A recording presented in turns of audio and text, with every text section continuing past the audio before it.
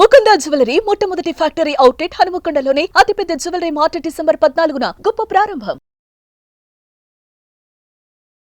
నమస్తే రమగారు. నమస్తే జయ. రమగారు, ఈ రోజు ఏం స్టోరీ చెప్పబోతున్నారు? భక్తి భక్తిని గురించిన ఒక కథ చెప్తాం. ఓకే, అంటే భక్తిని పెంపొందించటమా? పెంపొందించడం కాదు, అసలు భక్తి, నమ్మకం, అపనమ్మకం, భగవంతుడిని తెలుసుకోవడం, తెలుసుకోకపోవడం, ఆ జ్ఞానికి అజ్ఞానికి ఉండే వ్యత్యాసం ఓ ఏమిటి? ఇంట్రెస్టింగ్ అండి. విషయం ఇంట్రెస్టింగే, కథ కూడా చాలా ఇంట్రెస్టింగ్ గా ఉంటుంది. చెప్పండి. ఇప్పుడు చాలా కాలం క్రితం పల్లెలు వాట్లల్లో పెద్దగా దేవాలయాలు అవి లేని ఊళ్ళు ఉండేవి వరకు. ఇప్పుడు ప్రతి పల్లెకి బోల్డని దేవాలయాలు, చిన్న చిన్న ఊళ్ళల్లో కూడా పెద్ద పెద్ద కట్టడాలు అవన్నీ ఉన్నాయి. కాదు రమగారు, ప్రతి గ్రామానికి ఒక రామాలయం అంటారు కదండి. రామాలయం అంటే ఒట్టిగా మండపం, ఒక మందిరం లాంటిది. రాముల వారి విగ్రహాలు, ధూపదీప నైవేద్యాదులు అవి ఏముండవు. ఇప్పుడు మా ఊరుందా, మా ఊళ్ళో ఒట్టి రామభజన మందిరమే అది. రామాలయం అంటే సీతారాముల లక్ష్మణుల విగ్రహాలు, ఇవి షోడశోపచారాలు చేయటాలు అవి చాలా తక్కువే చేయ. భజనలు ఉండేవి, రామ్ భజన చేస్తారు. మాకు 2 రామభజన మందిరాలు ఉండేవి. ఇప్పుడు కూడా అవే రామభజన మందిరాలు ఉన్నాయి. అక్కడ విగ్రహాలు ఏముండవు, ఏమి లేదు. 2 పటాలే, అక్కడో పటం ఇక్కడో పటం. ఇక్కడ కొన్ని జాతుల వాళ్ళు ఇక్కడ, కొన్ని జాతుల వాళ్ళు అక్కడ చేసుకోవడం. ఇప్పుడు ఒక మహాలక్ష్మి అమ్మవారు, మా ఊళ్ళ అమ్మవారు వెలిసిన ఒక దేవాలయం ఉంది, మా వాళ్ళు కట్టింది అంతే. ఇది కూడా దేవాలయం అంటే పెద్దగా మనకి గోపురాలు అవి ఉన్నది ఏం కాదు. ఒక భక్తికి ఒక సులువైన మార్గం అంతే. భగవంతుని తలుచుకునేందుకు సులువైన మార్గాలు. ఇప్పుడు పల్లెటూళ్ళల్లో, కొండ కోణల్లో ఎక్కడుండేవి దేవాలయాలు? ఉండేవి కాదు. అయితే ఏమైంది, పూర్వం చాలా కాలం క్రితం ఒక పల్లెటూరికి ఆనుకుని ఒక కోయ జాతులు కొండవాళ్ళు ఉండే ఒక పెద్ద అడవి ఉండేది. పల్లెటూళ్ళలో ఏదో సామాన్య పాఠక జనం ఉండేవాళ్ళు, 4-5 బ్రాహ్మణ కుటుంబాలు కూడా ఉండేవి. ఏదో ఎలాగోలాగా అప్పుడు ఏంటంటే కొద్దిగా చారెడు భూమి ఉంటే ఏదో దున్నుకుని వచ్చిన వడ్లతోటి అన్ని మారకపు రోజులు, వస్తు మార్పిడి రోజులు. అలాగే ఏదో బతికేవాళ్ళు. పెద్దగా డబ్బులు గిబ్బులు అన్ని చోట్ల డబ్బు ఉండటము, ధనంగా ధనికులు భూస్వాములు ఉండే రోజులు కావు అసలు అవి. ఒకవేళ ఉన్నా ఎక్కడో పెద్ద ఊళ్ళల్లో ఉండేవాళ్ళు. ఈ పల్లెల్లో వాట్లలో ఏదో ఉంటే పొలాలే తప్పిస్తే డబ్బున్న వ్యవహారం ఏమీ కనపడేది కాదు. అయితే ఈ పల్లెటూరును అనుకుని మొన్న అడవి ఉంది కదా, అందులో కొన్ని కోయా కొండ జాతుల వాళ్ళు ఉండేవాళ్ళు. అయితే ఏమైందట, ఓ సంవత్సరం బాగా వానలు పడి పైనుంచి ఒక సెలయేరులో కొన్ని దుంగలు అవి కొట్టుకొస్తాయి కదా అట్లా. అవునండి. చెట్ల కొమ్మలు కొట్టుకొస్తాయి, దుంగలు కొట్టుకొచ్చేస్తాయి. వానకి మొదలు కదిలిపోయి చెట్లు పడిపోతాయి, అదంతా కింద కొట్టుకొచ్చేస్తుంది. అట్లా కొట్టుకొచ్చిన వాటిల్లో ఒక అంత పెద్ద చింతమొద్దు దొరికింది వాళ్ళకి. చింతమొద్దు దొరికితే అది బాగుంది అనుకున్నారు. ఇప్పుడు మిగిలిన చెట్లు అన్ని ముక్కలు చేసి పెట్టుకున్నారు. ఈ చింతమొద్దుని మామూలుగా ఏం చేస్తారంటే చింత కానీ, వేప కానీ, మామిడి కానీ నీటిలో బాగా నాననిస్తారు. దాన్ని ఏదో అంటారు, పేరు గుర్తు రావట్లేదు. దీన్ని ఏంటంటే దాని లైఫ్ పెరుగుతుంది అనమాట. నీటిలో నానిన కొద్దికి గట్టిదనం వస్తుంది చక్కకి. తర్వాత దాన్ని ఆరబెట్టి దాంతో ఫర్నిచర్ చేసుకుంటారు. సీజనింగ్ అంటారు. సీజన్డ్ వుడ్ దాని పేరే అది. ఆ సీజనింగ్ ఏంటంటే నీళ్ళలో పడేసేయటం అనమాట. నిద్రగన్నేరు చెట్లు కూడా కొట్టేసి పెద్ద పెద్ద దుంగల్ని చెరువుల్లో పడేస్తారు. పడేసి కొంతకాలం బాగా అది నానిన తర్వాత దాని లైఫ్ పెరుగుతుంది. ఆ చెక్క లోపల ఇంక్లూషన్స్ ఉంటాయా, వరుసల లోపల ఆ తెరలు అవన్నీ ఫిక్స్ అవుతాయి అన్నమాట. దానికి బిగు వస్తుంది ఆ చెక్కకి. అట్లా ఈ నీళ్ళల్లో నాననిచ్చారు. ఆ చింతమొద్దుని ఒకరోజు పగలేద్దామని దాన్ని తీసుకొచ్చి బయట పెట్టుకున్నారు. బాగా ఆ మాత్రం ఎత్తుగా ఉన్నది, బాగా మంచిది. ఇట్లా కావలించుకుంటే ఒక పెద్ద 2 బలాఢ్యులు అట్నుంచి ఇట్నుంచి పట్టుకున్నా వాళ్ళ చేతులు కలవనంత పెద్ద దుంగ అది. 2 బలమైన వాళ్ళు 2 చేతులు అట్నుంచి ఇట్నుంచి కావలించుకుంటే బాగా ఆ మాత్రం కైవారం ఉంటుందా, అంతకంటే ఎక్కువ. అంత పెద్దది, అంత పెద్ద దుంగ. అంత పెద్దదంటే చాలా మంచి వస్తువులు అవి బాగా తయారవుతాయి అని భావించారు. అయితే ఏం చేశారు, నీళ్ళ నుంచి బయటపడేశారు. కొద్దిగా ఆరాక దాన్ని పగలేయటానికి కొట్టేసరికల్లా ఏమైందంటే దానికి బార్క్ లాగా ఉంటుంది కదా, అది ఏమంటారు మన బెరడు, అది ఊడిపోయి దుంగ కొంచెం పక్కకి వాలితే కింద అది పగలగొట్టడానికి దుంప తెగింది. ఒక కుర్రాళ్ళు కొంతమందికి నేల మీద పడుకున్నారు. ఒక కుర్రాడు నేల మీద పడుకుని ఇట్లా అలా చూసేసరికి ఆ దుంగకి ఇవి చెక్కల్లో ఒక రకమైన తెరలుగా ఒక డిజైన్ లాగా ఉంటుంది కదా, ఆ డిజైన్ ఎలా కనపడిందంటే దాని మీద ఉన్నది ఆ దుంగకి 2 కళ్ళు ఉన్నట్టు కనపడింది వాడికి. ఓ ఇది చూస్తోందిరా అన్నాడు. చూడడం ఏమిటి, దాన్ని నిలబెట్టారు. చూస్తే ఇట్లా నిలువుగా ఉన్న దుంగకి ఇట్లా 2 కళ్ళల్లే కనపడ్డాయి. అప్పుడు వాళ్ళు ఏమనుకున్నారు, ఎంత కొట్టినా కసుగందల చెక్క, ఇక్కడ బెరడు మాత్రం ఊడింది అంతే. చూస్తున్నట్టుంది. చూస్తుంటే వాళ్ళకి సంతోషం వచ్చేసింది. ఈ దొంగని ఇది జేజి అని భావించారు. భావించి ఏం చేశారు, ఆ చెరువు పక్కనే ఎక్కడ సెలయేరు ఎక్కడ కిందకు వచ్చిందో దానికి కొంచెం పక్కగా ఆ తడి ఇవక లేకుండా చూసుకుని ఓ చోట నిలబెట్టారు. నిలబెట్టి పసుపు రాసి బొట్టు పెట్టుకున్నారు. అక్కడి నుంచి ఆ దొంగని జేజిగా భావించి రోజు దండం పెట్టుకోవటం మొదలుపెట్టారు. పసుపు రాసేవాళ్ళు, బొట్టెట్టేవాళ్ళు. ఏదో శుక్రవారాలు శనివారాలు ఏమీ తెలియదుగా వాళ్ళకి. అమాసలు పుణ్యాలు తెలుసు, కార్తెలు తెలుసు. ఆ ప్రకారంగా అప్పుడు ఆ కార్తెలు అమ్మవారికి చేయవలసిన కొలుపులు ఈ దొంగ జేజికే చేసుకునేవాళ్ళు వాళ్ళు. అయితే ఒకనాడు ఈ పక్కన పల్లెటూళ్ళలో బ్రాహ్మణ కుటుంబాలు ఉన్నాయి కదా, ఈ పల్లె నుంచి ఒక ఆయన అటు దారిపోతూ చూసి ఇట్లా నిలబడి ఉన్న అమ్మవారిలో ఒక శక్తి ఆయన ఆకర్షించింది. ఆ నేత్రాలు కూడా చూస్తున్నట్టుగా కనపడ్డాయి. వీళ్ళు పైగా చక్కగా పసుపు రాసి బొట్టు అది పెట్టేసరికి పైన బొట్టు కింద నేత్రాలతోటి చాలా ఆకర్షణీయంగా కనపడింది. ఆయన ఏమనుకున్నాడంటే ఏదో శక్తి వెలిసింది ఇక్కడని రోజు దీపం పెట్టేవాడు. ఏం పెద్ద విశేషం ఏం లేదు, వచ్చి దీపారాధన చేసేవాడు. ఏదో పండో ఫలమో పంచదారో పట్టుకొచ్చి పెట్టేవాడు. ఈ పల్లె వాళ్ళు ఉన్నారుగా కొండవాళ్ళు, వాళ్ళు కూడా ఏదో పెట్టేవాళ్ళు తెచ్చి. అక్కడి నుంచి కొలుపులు అంటే వాళ్ళు ఏవో బలేసేవాళ్ళు, ఆ బలులు వేస్తుండేవారు. ఏం చేశారు, క్రమంగా 4 నిట్టాళ్ళు పాతి చుట్టూతా ఒక దడిలాగా కట్టారు. వానకి అది తడిసిపోకుండా. ఎండ క్రమంగా దొంగ కదా పాడవుతుందని భావించి ఓ చిన్న తాటాకు పందిరి, దాని కింద ఈ జేజి. సంవత్సరాలు గడిచినాయి. ఈ కొండవాళ్ళు పోయేవాళ్ళు అంటే అయ్యోరు రోజు రోజు పూజ చేస్తాడు కదా, అందుకని ఏం చేసేవాళ్ళు, ఈ అడవిలో పండిన వెదురు బియ్యము, పప్పు, ఉప్పు, బెల్లం వాళ్ళు మారకల్లో తెచ్చుకునేవాళ్ళు. అయ్యవారికి కూడా ఏదైనా ఇవ్వాలని భావించేవాళ్ళు. భావించి ఈయన కొద్దిగా సమర్పించేవాళ్ళు. డబ్బులు ఏం లేవు, కానీ భోజనానికి మాత్రం ఏర్పాటు జరిగిపోయేది బ్రాహ్మణుడికి. ఆయన రోజు వాన వంగుడు చలికాలం ఏదైనా సరే రావడం, ఖచ్చితంగా ఉదయకాలం దీపారాధన చేయటం నియమం. దీపం పెట్టేవాడు ఖచ్చితంగా. ఆ దీపం పెట్టడానికి ఏర్పాటు, అది ఆరిపోకుండా చుట్టూతా దడి ఇన్ని ఉన్నాయి కదా, ఇలా గడుస్తూ ఉండేది.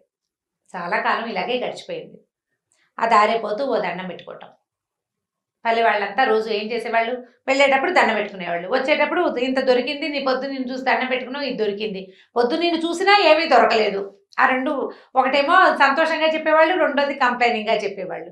మర్నాడు నిన్న అడిగాను కదా ఇవాళ దొరికిందని సంతోషించేవాళ్ళు. ఏముంది, భక్తి మూఢత్వం అంతే. దొరికే నాడు దొరుకుతుంది, దొరకనాడు దొరకదు. దానికి అమ్మవారు చేసేది వీటికి ఇది ఏమీ లేదు, కానీ అలా నమ్మకం అనమాట.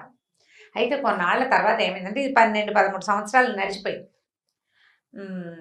ఒకరోజు మంచి వర్షాకాలం, ఈయన దీపారాధన చేయడానికి వాన వేళనే వచ్చాడు. రోజులాగా తెల్లవారే ఒక రవ్వ లేట్ అయిపోయింది. ఇతను వచ్చేసరికల్లా ఆయనకి ఎట్లా కనపడిందంటే దూరం నుంచి ఒకడెవడో ఒక గుర్రం కట్టేసింది కింద. ఈ అమ్మవారి తాలూకు తాటాకుల పాక దగ్గరే ఒక గుర్రం కట్టుంది.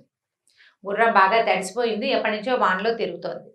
ఒక మనిషి అక్కడ నుంచుని ఉన్నాడు. దూరం నుంచి చూస్తే వాడి పెద్ద ఆజానుబాహుడు, కటువుగా ఉన్న రూపం. వాడి బట్టలు అవన్నీ ఎలా ఉన్నాయంటే మొరటుగా ఉన్నాయి.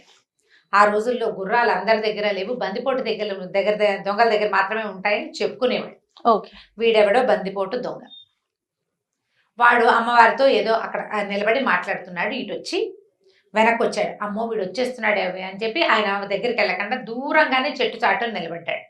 వాడు ఏం చేశాడు, ఆ గుర్రానికి కట్టి ఉన్న సామాన్లలో ఒక గొడ్డలు తీసుకెళ్ళాడు. గొడ్డలు తీసుకెళ్ళి ఆ గొడ్డలతో ఆ చెట్టుని నరకబోయాడు. ఆ జేజిని, ఆ దుంగని నరకబోయాడు. నరకబోయేసరికి ఆ దుంగల నుంచి ఒక ఆవిడ బయటకు వచ్చింది.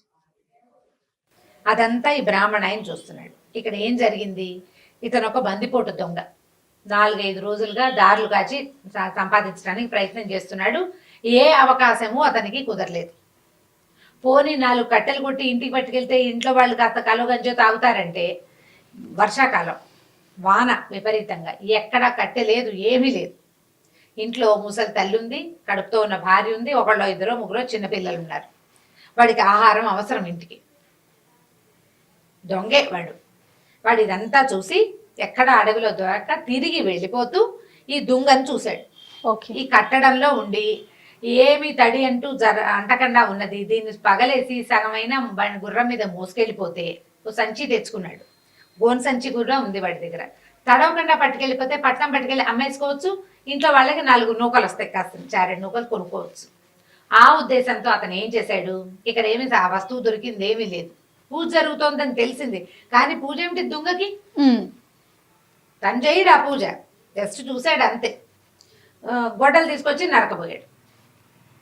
నరకపోతే అందులోంచి అమ్మవారు లేచి బయటకు వచ్చింది. వీడికి కనపడుతోంది బ్రాహ్మణ ఆయన నిమిత్తలు ఉంచినాడు కదా పెద్ద మనిషి. ఈయనకి ఎలా కనపడింది? ఒక చామన్ ఛాయిగా ఎత్తుగా పెద్ద బొట్టు పెట్టుకుని, కొప్పు వెనకాల పువ్వులు అవి ఉన్నాయి, ఏదో ఒక నేత చీర కట్టుకున్న ఒక నడి వయసు పాటక స్త్రీలాగా కనిపిస్తోంది. కానీ ఖచ్చితంగా దొంగలోంచే వచ్చింది.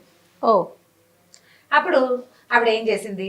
ఏరా నాయన ఇట్లా కొట్టేస్తున్నావు, నేను ఎప్పటి నుంచో ఈ దొంగలో ఉన్నాను, ఈ పాటకు జనం అంతా దండం పెట్టుకుంటారా నన్ను, నువ్వు దొంగను కొట్టద్దు నువ్వు అన్నది. అనేసరికల్లా ఆ దొంగ అన్నాడు, నేనేం చేయను, నాకు ఎక్కడ ఏమీ దొరకలేదమ్మా, ఏదైనా ₹1 దొరికినా నిన్ను వదిలిపెట్టి వెళ్ళిపోయేవాడిని, పగలేసి తీసుకెళ్ళాను అనుకో ₹10 దొరుకుతాయి, నేను అందుకే కొట్టబోయాను అన్నాడు. అనేసరికల్లా ఆవిడ ఏమంది, డబ్బులే కదా నేను ఇస్తానని ఆవిడ ఏం చేసింది, ఇంత మూట ఎత్తి వాడి చేతిలో పెట్టింది. గల్లుమంటోంది మూట. దూరం నుంచి మనకి డబ్బుల కట్టలు అవి ఇవ్వడం తెలీదు, తెలిసిపోతుంది కదా. ఈ డబ్బు గల్లు మనటం, ఒక డబ్బుల మూట, చిన్న మూటలు ఉంటాయి డబ్బులు. ఆ రోజుల్లో ఏం చేసేవాళ్ళు, సంచుల్లో వేసి నాణేలు కదా. తెలిసింది అతనికి, బ్రాహ్మడికి అర్థమైంది. ఆ మూట ఎత్తి వాడి చేతిలో పెట్టింది. వాడి వీడికి వంగి వీడి కాళ్ళకి దండం పెట్టి వెళ్ళిపోయాడు. అవురా 12-13 సంవత్సరాల నుంచి అర్చన చేస్తుంటే 10 పైసలు ఇవ్వలేదే నాకు, వీడెవడ గొడ్డలెత్తితే ఇచ్చేసింది. ఇదనమాట మార్గం. ఇదే కదా మార్గం. సరే ఏం చేశాడు, ఆ దీపారాధన పక్కన పెట్టి ముందు ఇంటికి వెళ్ళిపోయాడు. మళ్ళీ ఊళ్ళోకి వెళ్ళి గొడ్డలు పుచ్చుకొచ్చాడు. గొడ్డలు పట్టుకొచ్చాడు. సరే దీపాన్ని సామాన్లు కూడా పట్టుకెళ్ళి అన్ని అక్కడ పెట్టి గొడ్డలు ఎత్తాడు కొట్టడానికి. ఎత్తటం ఏమిటి, గంటలు గణ గణ గణ గణ మోగిపోయింది. 1 గంట ఉంది అక్కడ. 1 గంట ఎన్ని గంటలు గానో మోగింది. పెద్ద వెలుగు వచ్చింది ఒకేసారి. ఒక పిడుగు పడితే మెరుపు వస్తే ఎలా వస్తుంది, ఆ మెరుపు మనకు కంటి ముందే మెరిస్తే కళ్ళు చీకట్లు గమ్మిపోవు మనకి. పెద్ద మెరుపుల్లే వచ్చింది. ఈ దెబ్బ అసలు ఇట్లా దానికి తగలకుండానే, ఇంకా తగల్లా గట్టిగా తగలక ముందే పెద్ద మెరుపు, గంట మోగిపోయింది విపరీతంగా. కళ్ళు కాసపోయినాయి బ్రాహ్మణాయనకి. అమ్మో నా కళ్ళు కనపట్ల, మెరుపు కళ్ళు మిరుమిట్లు కొలిపోయి ఇవి గొడ్డలి పడిపోయింది. కళ్ళు మూసుకుని కింద కోలిపడిపోయాడు. అక్కడి నుంచి లోపల నుంచి అమ్మవారు లేచి బయటకు వచ్చింది. బయటకు వచ్చేసరికల్లా, ఏం బ్రాహ్మణాయన అదేమిటమ్మా, నన్ను గుడివాడిని చేసేసావు నువ్వు, ఇందాకటి వాడు కొట్టినప్పుడు వాడికి కొడుతుంటే వాడికి డబ్బిచ్చావే, ఇన్నేళ్ల నుంచి నిన్ను సేవిస్తున్నాను, నాకు ₹1 ఇవ్వల, పైగా కొడితే డబ్బిస్తావని నిన్ను కొట్టబోయాను నేను, వాడికి డబ్బిచ్చి నా కళ్ళు పోగొడతావా నువ్వు, నీకు భక్తుడిని కదా, 12-13 ఏళ్ళ నుంచి నిన్ను సేవిస్తున్నాను ఇన్ని సంవత్సరాలుగా అనేసరికల్లా ఆవిడ ఏమందంటే, నిజం, నువ్వు నా భక్తుడివి, వాడు నా భక్తుడు కాదు, వాడికి నేను ఉన్నట్టే తెలీదు, నన్ను అమ్మవారిగా భావించి కొట్టలే, వాడు దుంగగా భావించి కొట్టాడు, వాడు అజ్ఞాని, ఇందులో దేవుడు లేడని వాడు అనుకున్నాడు. నీకు తెలుసు నేను ఇందులో ఉన్నానని, నీకు తెలుసు కదా, తెలిసి నువ్వు నన్ను కొట్టబోయావు. భగవంతుడని తెలిసి, శక్తి అని తెలిసి కొట్టబోయిన వాడికి కళ్ళు పోవాలా, ప్రాణం పోవాలా? వాడు అజ్ఞానంతో చేశాడు, వాడికి తెలియదు, అసలు నేనెవరో తెలియదు వాడికి. నువ్వు 12-13 సంవత్సరాల నుంచి నేను ఇక్కడ ఉన్నానని నమ్మేవు, నాకు రోజు దీపం పెట్టావు, నువ్వు పెట్టిన దీప వెలుగులోనే ఈ ఊరి జనమంతా నన్ను చూసి దండం పెట్టారు. ఒక్కరోజు కూడా అన్నానికి వెతుక్కున్నావా నువ్వు? ప్రతిరోజు నీ అన్నం ఏర్పాటు చేశాను నేను, నువ్వు నాకు దీపం పెట్టినందుకు ప్రతిగా నీకు భోజనం ఏర్పాటయ్యింది, అది నేనే చేశానని మరి నేను కాకపోతే ఎవడు చేశాడు? వాళ్ళు నీకు తెచ్చిచ్చారు, నాకు నువ్వు దీపం పెట్టావు కాబట్టి వాళ్ళు నీకు ఇచ్చారు. మీ ఇంట్లో నువ్వు పెట్టుకుంటే తెచ్చియ్యరు కదా. ఇప్పుడు వాడు అజ్ఞానంతో కొట్టాడు, వాడికి నేను వద్దన్నా కొడతాడు, నేను వాడిని ఏం చేయలేను, ఎందుకంటే వాడు నన్ను నమ్మడు అసలు, నేను తెలియదు వాడికి, నీకు తెలుసు, తెలిసి నువ్వు చేయొచ్చా ఈ పని? తెలియని వాడు ఏ తప్పు చేసినా ఓకే, తెలిసిన వాడు చెయ్యొచ్చా? ఇది తప్పని నీకు తెలుసు, చెయ్యకూడదు కదా, అందుకే నీ కళ్ళు పోయినాయి. ఇప్పుడు చెప్పు, 100 నాణేలు వాడికి ఇచ్చాను, నీకు కావాలంటే ఇస్తా, మళ్ళీ 100 నాణేలు వాడికి ఇచ్చాను, నీకు కావాలంటే ఇస్తా, కళ్ళు కావాలా 100 నాణేలు కావాలా తేల్చుకో, నేను కావాలా నీకు 100 నాణేలు కావాలా?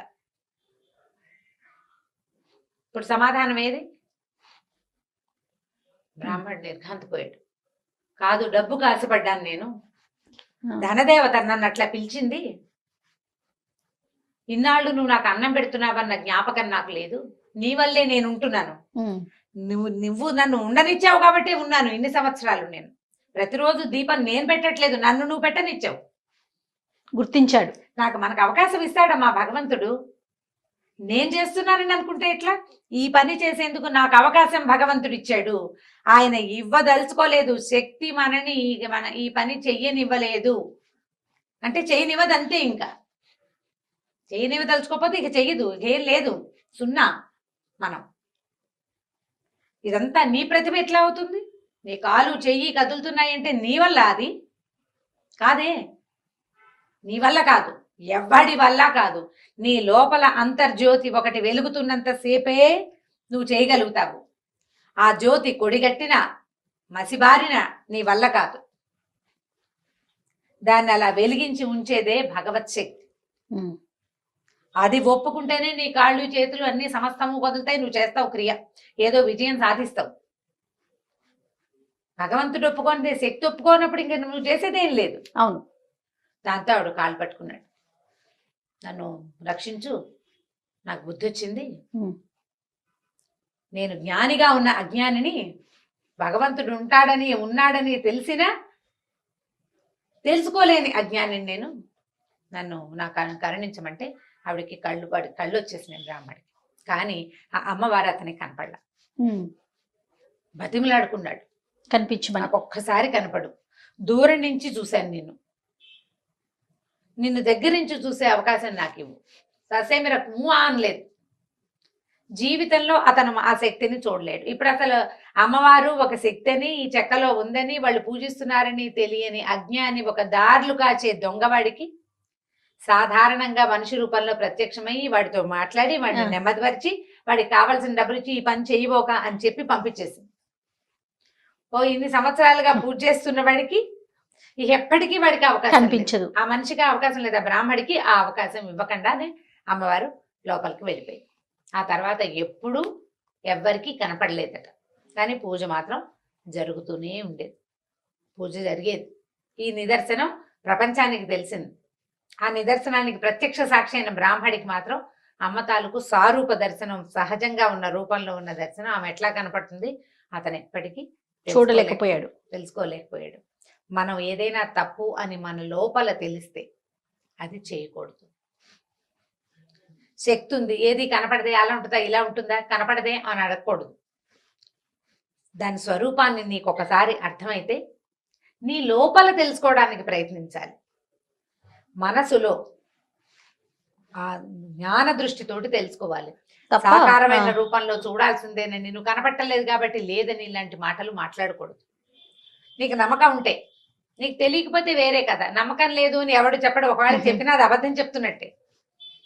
అది అబద్ధం చెప్తే ఇప్పుడు ఉన్నాయి కొంతమంది చూడండి వితండవాదం చేస్తా ఉంటారు, ఏది ఎక్కడుంది, ఇక్కడుందా, అక్కడుందా, చూపించండి అని. ఇలాంటి వాళ్ళకి ఇలాంటి కథ నిజంగా చెంప పెట్టే కదా. మన శరీరంలో ప్రాణం ఎక్కడుందో ఒక చోట నువ్వు చూపించు, నువ్వు చేయలేదు. అది ఇందులో ఒక్క పదార్థం నువ్వు చేసింది కాదు. నీ శరీరంలో నువ్వు పైన గోళ్ళకి రంగేస్తావు, ఏది గోరు మొలిపించు, నీ వల్ల అవుతుందా? గోరింటాకు గోళ్ళని పెట్టుకుంటాం, ఈ చర్మం తెప్పించు ఎక్కడి నుంచి అయినా. చర్మం దానంతటది తెచ్చుకుంటుంది. రిపేరబుల్ పొజిషన్ లో ఉంటే బాడీ దాన్ని రిపేర్ చేసుకుంటుంది, అది ఎవ్వరూ చేయలేరు. ఇవన్నీ దానంతటది చేయవలసిందే తప్ప నువ్వు చెయ్యని దానికి నువ్వు సాక్ష్యాలు అడిగితే ఎలా కుదురుతుంది? చాలా బాగుంది రమ్మగారు, కథ మాత్రం చాలా అద్భుతంగా ఉంది. అదే నేను చెప్పట్లా, వితండవాదం చేసే వాళ్ళకి నిజంగా చెంపపెట్టు లాంటి కథలు ఇలాంటివన్నీ కూడా అద్భుతంగా ఉంది. పిల్లలకి చెప్తానికి బాగుంటుంది, పెద్దవాళ్ళు తెలుసుకోవడం ఇంకా బాగుంటుంది. రైట్ అండి, నమస్తే. ఈ వీడియో కనుక మీకు నచ్చినట్లయితే లైక్ చేయండి, షేర్ చేయండి. మరిన్ని ఇంట్రెస్టింగ్ వీడియోస్ కోసం మా ఛానల్ని సబ్స్క్రైబ్ చేసుకోండి.